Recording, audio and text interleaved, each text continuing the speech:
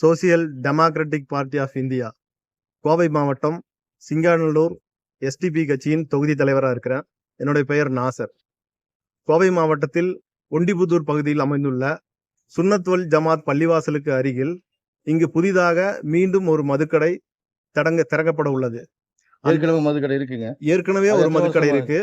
அந்த மதுக்கடைக்கும் இங்கு இந்த மதுக்கடை இங்க இருக்கக்கூடாதுன்னு பல வருடங்களுக்கு முன்னே இந்த மக்கள் அப்ஜெக்ஷன் தெரிவிச்சிருக்காங்க.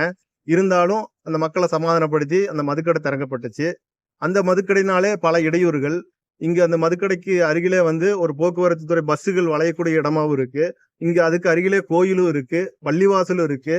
அப்போ இந்த அடிப்படையில இந்த மதுக்கடையை அகற்ற கூறி எஸ்டிபி கட்சி இந்த இடத்துல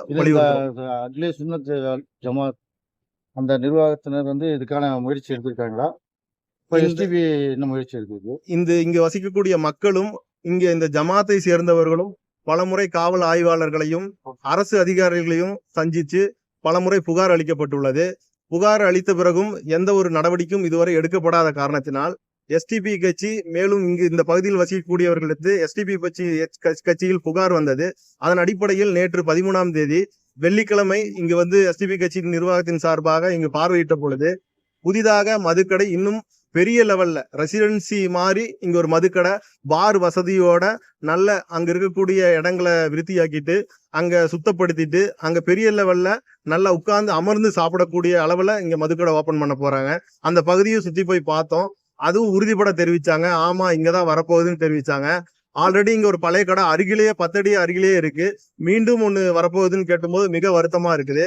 அப்ப அந்த மதுக்கடைக்கு வெளியிலேயே மக்கள் வேலைக்கும் போகாம குடிச்சிட்டு அரை நிர்வாணத்தோட ரோட்லயும் கிடக்குறாங்க. இங்க கோயிலும் இருக்கு, பள்ளிவாசலும் இருக்கு. அப்ப நேத்து நம்ம பார்த்து இந்த மக்கள்கிட்ட விசாரணை செஞ்சுட்டு இங்க இந்த பள்ளிவாசல்ல தொழுகைக்கு பிறகு அந்த மக்கள் பல பேர் எதிர்ப்பு தெரிவிச்சதுனால 200க்கும் மேற்பட்டவங்க இந்த மதுக்கடைக்கு எதிராக நாங்க கையெழுத்து போட்டு தரோம்னு சொல்லிட்டு உங்களுடைய புகார்களில எங்களையும் இணைச்சிக்கங்கன்னு சொல்லிட்டு இந்த புகார் கொடுப்பதற்காக நேற்று கையெழுத்து போட்டு கொடுத்திருக்காங்க. அதிகாரிகளை அணுகும் போது ஏதோ ஒரு காரணத்தை சொல்லி அவங்க நம்மளை தாட்டி விட்டுறாங்க. ஆனா இந்த முறை எஸ்டிபி கட்சி அது கையில் எடுத்ததுனால இது முதல்ல ஜனநாயக ரீதியான போராட்டங்களை ஃபர்ஸ்ட் நம்ம போராட்டம் எடுப்பதற்கு முன்னாடியே இன்று நேற்றைய மக்களிடத்தை அணுகணும். இன்று நாம் மீடியாவிட தெரியப்படுத்துறோம். அதுபோக இன்று நாம் அரசு காவல்துறை அதிகாரிகளை சந்திச்சு மீண்டும் பெட்டிஷன் நம்ம புகார்களை செலுத்த போறோம். அடுத்த கட்டமாக அதற்கும் நமக்கு சரியான தீர்வு கிடைக்கவில்லைன்னா நம்ம அடுத்தது போஸ்டர் பிரச்சாரம், நோட்டீஸ் விநியோகம் போன்ற போராட்டங்களை தொடங்கப்படுவோம். அதுபோக அதுக்கும் அப்புறம் இல்லைன்னா எஸ்டிபி கட்சியின் ரீதியாக இந்த மதுக்கடைக்கு எதிரான ஒரு ஆர்ப்பாட்டம் நடத்தப்படும். இங்கு வசிக்கக்கூடிய மக்களை வைத்து இங்க இருக்கக்கூடிய ஜமாத்தினரோடு ஒத்துழைப்போடு இங்க இருக்கக்கூடிய கோயில் நிர்வாகத்தோடு ஒத்துழைப்போடு இங்கு ஒரு ஆர்ப்பாட்டம் நடத்த உள்ளோம்.